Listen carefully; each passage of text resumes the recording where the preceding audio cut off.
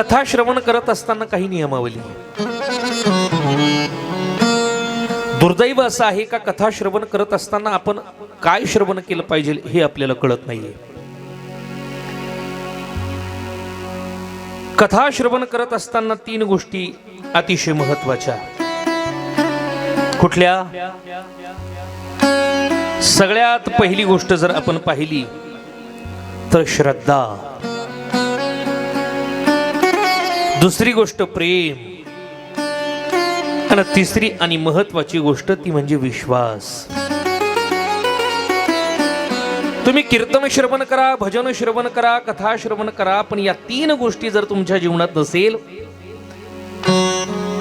तर कथा श्रवण करत असताना मिळणारी फलश्रुती तुमच्या जीवनात कधीच मिळणार नाही बाबा.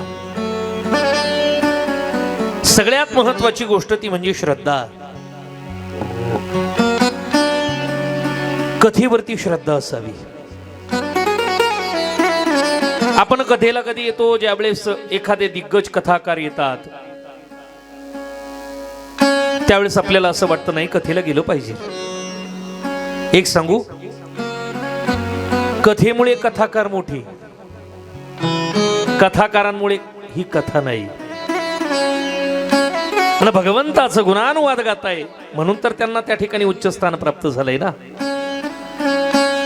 आपण कथा श्रवण करण्यासाठी जावं, कथाकार पाहण्यासाठी नाही. श्रद्धा असावी. दुसरी गोष्ट प्रेम. जी भगवंताची कथा आपण श्रवण करतोय ती श्रवण करत असताना अंतकरणामध्ये प्रेम असावं. हा, नाहीतर उगाच करायची म्हणून करतोय, जर अंतकरणामध्ये प्रेम नसेल तर अजिबात काहीच उपयोग नाही. महाराज, त्या कथेविषयी इतकं प्रेम आपल्या अंतकरणात असावं. एक सांगू का किती प्रेम असावं? माझ्या माता माऊल्या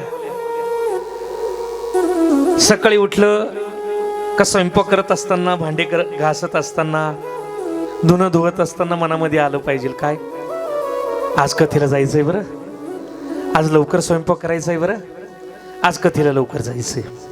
ही उत्कंठता ज्यावेळेस आपल्या अंतकरणामध्ये असेल ना त्याच वेळेस खऱ्या अर्थानं त्या कथेविषयी आपल्या अंतकरणात प्रेम आहे असं समजलं जाईल.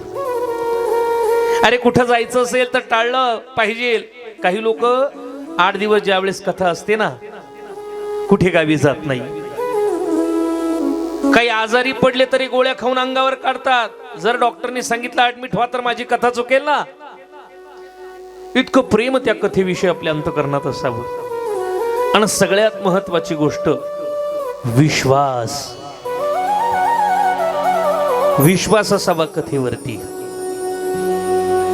कथाकार जी कथा सांगताय ती आपल्या मनानं नाही सांगत.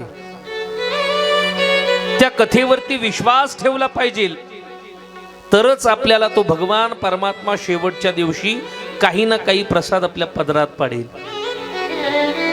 मी सांगून गेलो कथा श्रवण करत असताना काही नियमावली मी कालच्या सत्रात सांगून गेलो. द्वेष मत्सर ही नसावी.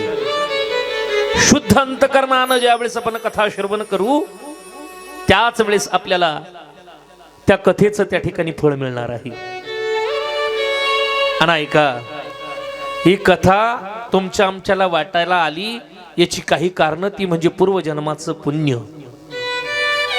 एक भगवंताची कृपा आणि सगळ्यात महत्वाची गोष्ट ती म्हणजे आपल्या पितरांचा आशीर्वाद. पितरांचा आशीर्वाद, आपल्या पितरांचा आशीर्वाद आहे म्हणून आपण कथेत बसलो आहोत बरं का. आणि भगवंताची इच्छा, सगळ्यांनाच कथेला येण्याची इच्छा आहे पण सगळ्यांचं जमतं का हो?